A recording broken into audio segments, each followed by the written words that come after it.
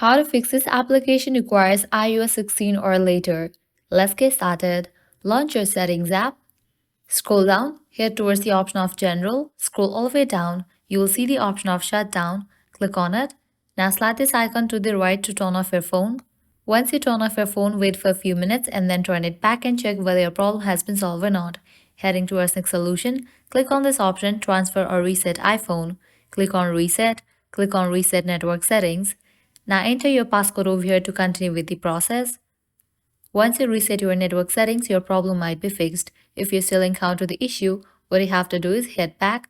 Now open this option Software Update. If you find any updates in this page, just click on the option of Update Now and update your phone software to its latest version. After you apply all these solutions, you can try to download any application, your problem will be fixed. So this is how you can fix this application. Requires iOS 16 or later version. At the end, if you guys find this video helpful, don't forget to like, share and subscribe to our channel. Thank you.